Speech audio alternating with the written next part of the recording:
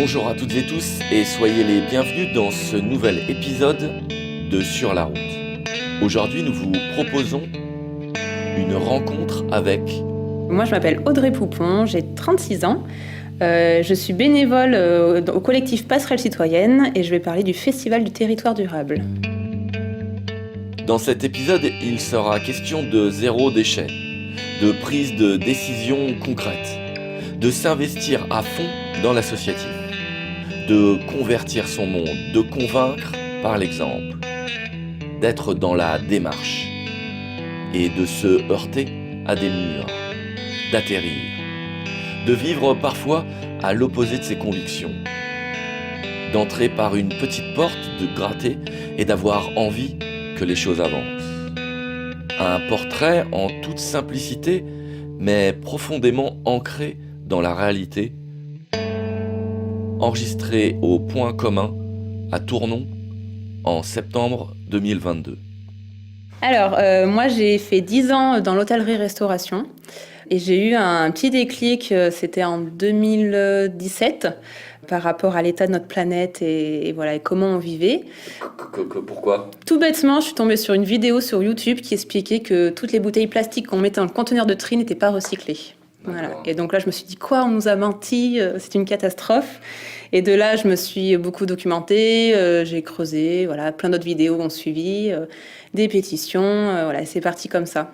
Et non, je m'étais jamais posé la question, en fait, une fois que je faisais mon acte citoyenne de jeter ma poubelle et faire mon tri d'emballage, ouais, tri sélectif, bah, je m'étais jamais posé la question de ce que ça devenait derrière, et pour moi, je faisais le taf, quoi. Et alors, est-ce que si toi tu as pris conscience grâce à cette vidéo YouTube, en fait de la réalité de nos tri sélectifs, c'est quoi ?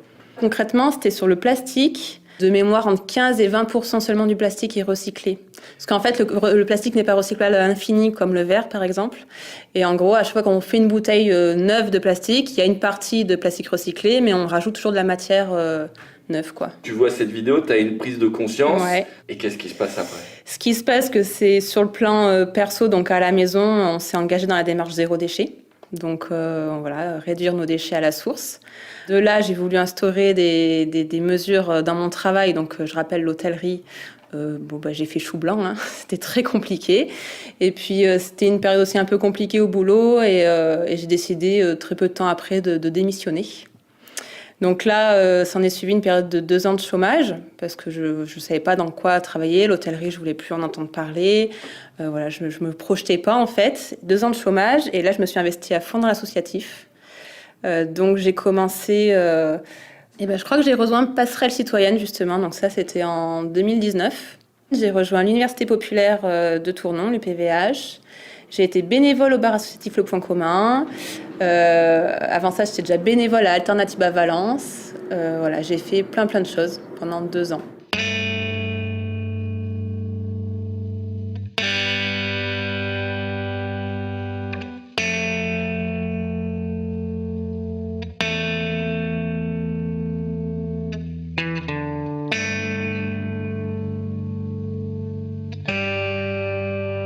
Et donc, tu as mis quoi en place concrètement pour réduire tes déchets ? Alors, j'ai commencé à changer des choses qui n'impactaient que moi et pas mon compagnon, parce que je voulais pas lui imposer ça à la base.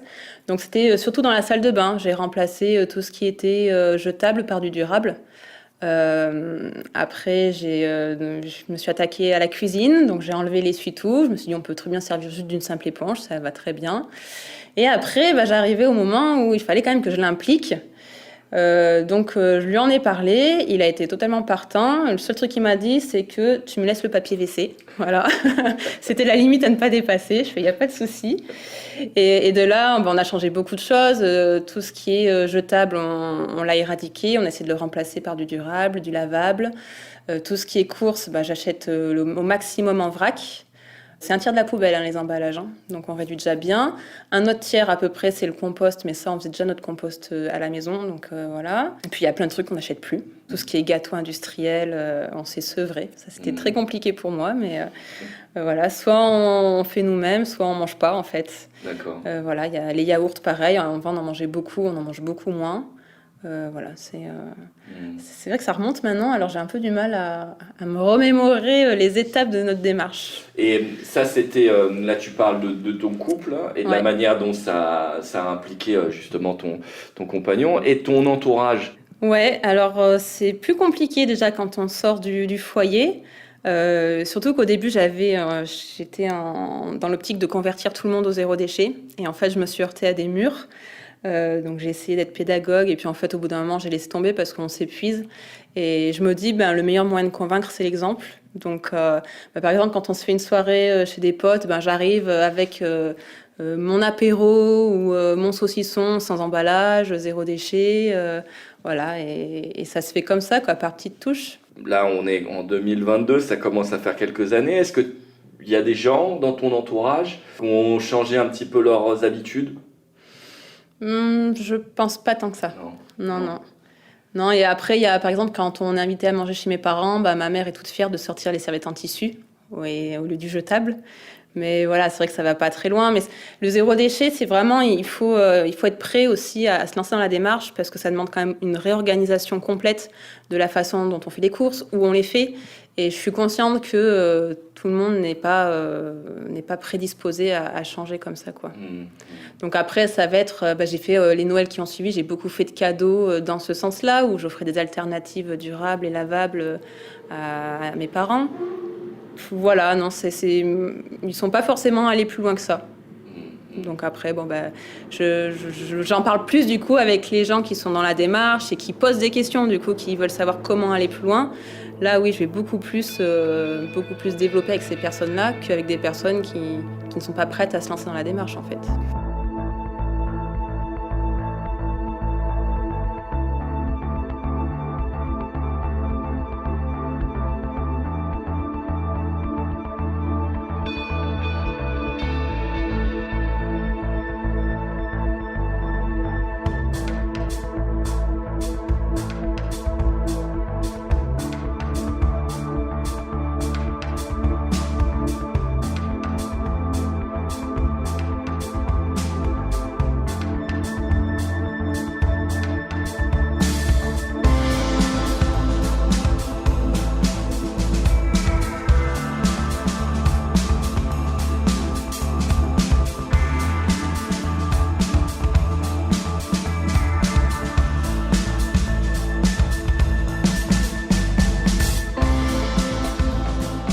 Vous êtes bien à l'écoute de l'émission Sur la route.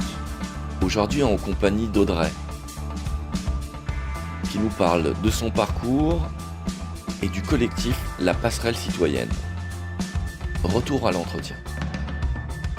Alors, c'est-à-dire que je traîne beaucoup dans des assos, dans des lieux qui sont plutôt alternatifs et en lien avec l'écologie. Donc oui, au final, je croise que des gens qui sont un minimum sensibilisés. C'est vrai que pendant 2 ans de chômage, je côtoyais que ce style de gens-là, donc c'est génial parce que du coup on se retrouve, on parle le même langage quelque part, et on se dit ça y est, la bataille est gagnée, tout le monde est converti, tout le monde est d'accord, tout le monde fait des choses dans ce sens-là. Et au bout de mes 2 ans de chômage, j'ai dû retravailler. Et j'ai dû prendre un travail alimentaire dans une grande surface, grande distribution. Et alors là, pour l'atterrissage quoi, ça a été compliqué. Donc je suis caissière, donc des gens qui passent en caisse et là on voit tous les emballages, on voit tous les futurs déchets et là on se dit non mais en fait il y a du boulot encore quoi. Et même si avec certaines personnes que je connaissais un peu en caisse, on essaie de leur en parler, non en fait il y a pas de, ça leur passe vraiment au-dessus de la tête quoi. Ouais. Donc non, on n'est pas sauvés du tout. Tu es dans un flux de consommation et aucun moyen de... Je suis à l'opposé de mes convictions là, au niveau du travail. Ouais, c'est marrant. Ouais. Et tu arrives à bien le vivre quand même, ce genre de choses? Au départ, j'avais un peu de l'appréhension quand j'ai commencé ce boulot et en fait, j'arrive à occulter. Il y a des jours, c'est plus compliqué que d'autres parce que je me dis, franchement, il y a des alternatives simples, ils pourraient faire autrement. Mais bon, la plupart du temps, j'arrive à l'occulter. Les légumes ou les fruits bio sous plastique, par exemple, c'est... Ouais, alors ça c'est une aberration. Mais pareil, des fois, je vois des clients, ils prennent une banane, une clémentine, une orange, et tout ça, à chaque fois, un sachet plastique. Alors qu'en plus, on propose, par exemple, du papier craft, donc c'est moins pire. Non. Donc j'ai envie de leur dire, mais vous faites quoi de tous ces sacs plastiques à la fin ? Ou ceux qui, à chaque fois, reprennent le sac en caisse parce qu'ils l'oublient, ils le ramènent jamais, et hop, à chaque fois qu'ils passent en caisse, ils reprennent un sac plastique. D'après toi, qu'est-ce qui explique ce manque de compréhension de l'urgence climatique? Alors, je pense que, notamment ces dernières années, surtout ces derniers mois, on parle beaucoup, beaucoup, beaucoup du dérèglement climatique. Je pense que les gens sont conscients, ils sont tous d'accord qu'il faut faire quelque chose, mais entre je suis d'accord et je passe à l'action, il y a toujours un temps de latence, et si les gens sont pas prêts, ils sont pas prêts, quoi. Donc je pense que c'est peut-être un déclic autre qu'il leur faut. Souvent, les gens de ma génération, ils ont un déclic quand ils ont leur premier enfant, par exemple. Ça, souvent, ça pèse dans la balance parce qu'ils commencent à se dire ah, mais quel monde je vais laisser à mon gosse, dans quel environnement je l'élève, qu'est-ce que je lui fais manger. Ça, c'est des questionnements qui se posent, quoi. Après, voilà, on a tous des centres d'intérêt différents, on a tous, voilà, on voit pas les mêmes choses, on a tous un spectre différent aussi, donc voilà, c'est dur des fois parce qu'on se dit, on a envie de secouer les gens et dire, il y a quand même urgence là, on va droit dans le mur, mais on se dit, bah ok, on n'a pas la même grille de lecture, donc il faut voir par quel biais on peut les toucher, les sensibiliser. Mais ça reste compliqué, quoi. Moi, ça a été le zéro déchet. D'autres personnes, ça va être par exemple les abeilles, sauver les abeilles. Enfin, il y a d'autres, c'est plantons des arbres. Enfin, ils sont plus sur la biodiversité.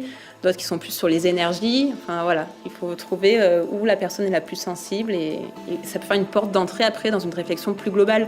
Parce qu'on rentre par une petite porte, en fait. Et quand on commence à mettre le nez là-dedans et à gratter, on s'aperçoit que le panel d'action est hyper large. Et après, on a envie de tout faire.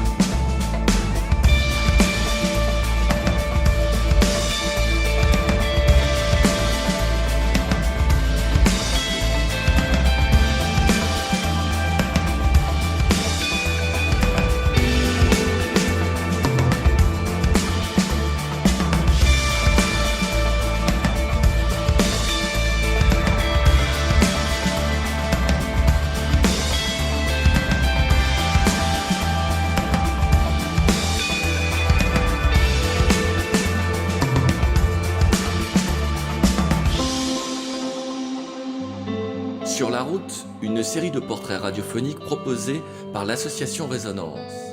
Pour connaître son actualité, écouter d'autres portraits, rendez-vous sur le www.facebook.com/association Résonance, REZONANCE. Retour à l'entretien. Alors si on se rencontre, c'est pour parler donc de cette association qui s'appelle la Passerelle Citoyenne.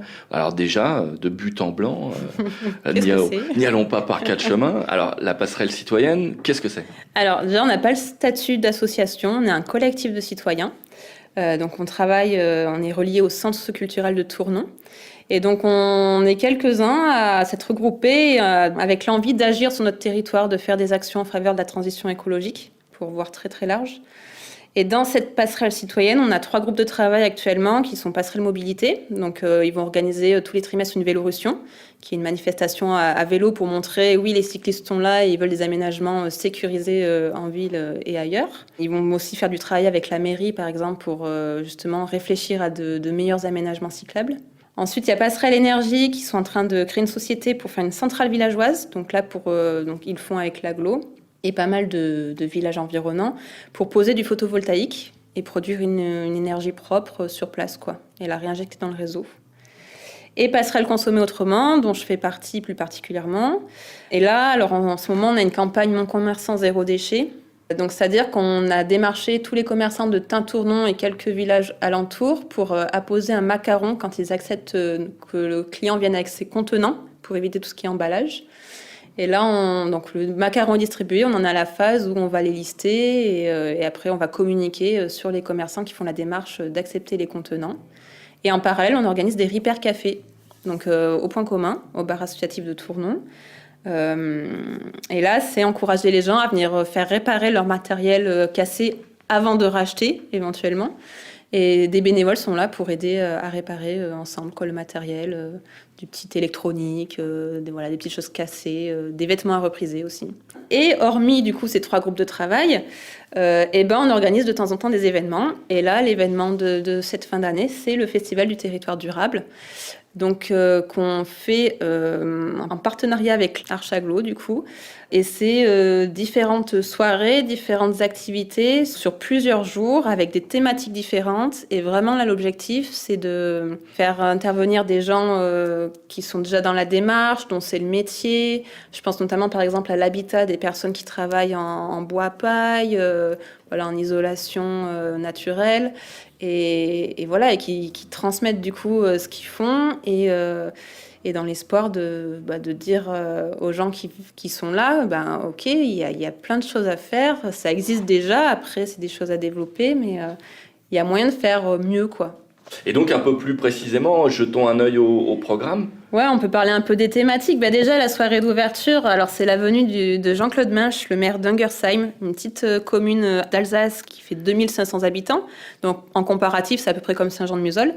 Et ce maire, donc il a fait plusieurs mandats et il est précurseur en fait dans tout ce qui est transition écologique et énergétique. Il a mis plein de choses en place dans son village et donc c'est génial qu'il vienne chez nous pour raconter son expérience, quoi. Donc ça, c'est vraiment la soirée de lancement du festival. Et d'ailleurs, si ce festival se fait, c'est parce qu'il vient justement chez nous. Parce que pour faire le petit rétro-pédaling, c'est qu'on avait fait une sortie en Alsace avec le centre et quelques membres de Passerelle et on était déjà allés le rencontrer, nous, ce maire. Il nous avait accueillis pendant toute une demi-journée, on avait visité le village. Et ça, c'était en 2019, je crois.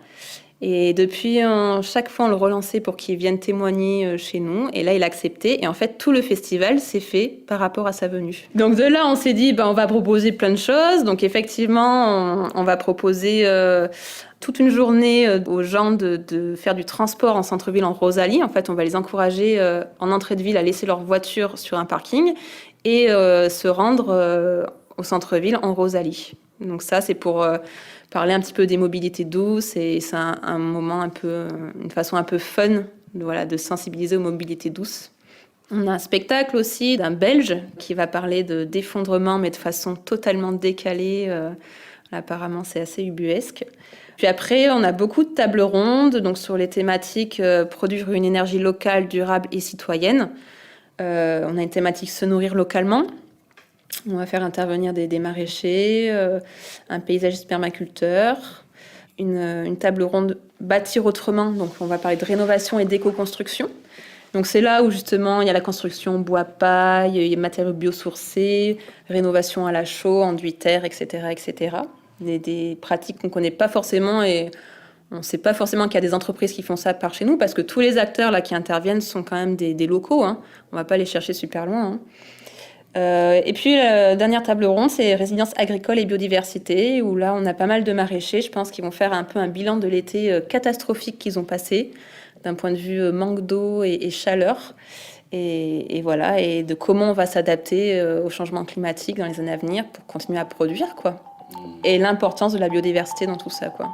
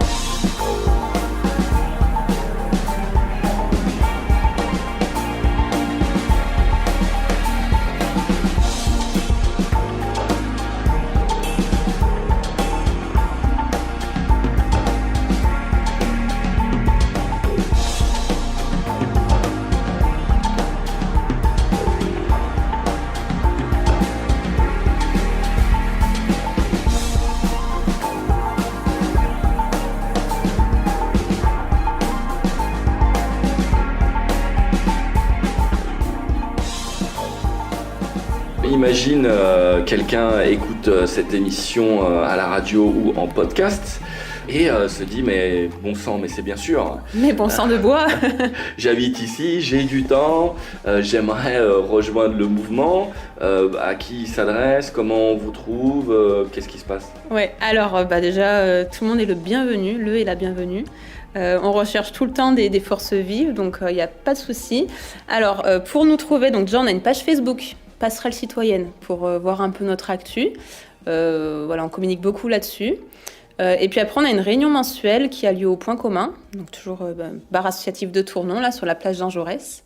Et on se réunit le premier mercredi de chaque mois, donc à 18h30. Et vous pouvez venir toquer, vous rentrez, il n'y a pas de souci.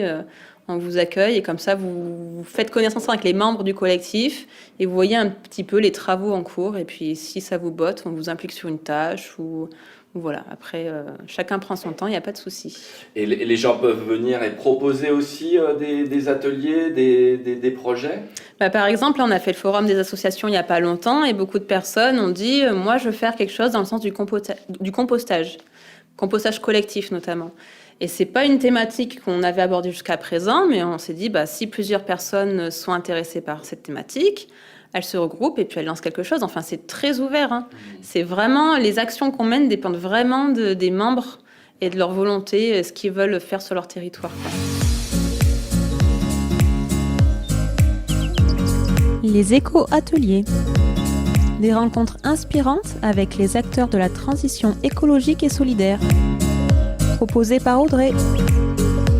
Bonjour tout le monde, aujourd'hui je suis dans le cadre idyllique de la péniche à Tournon, en plus le soleil est de la partie.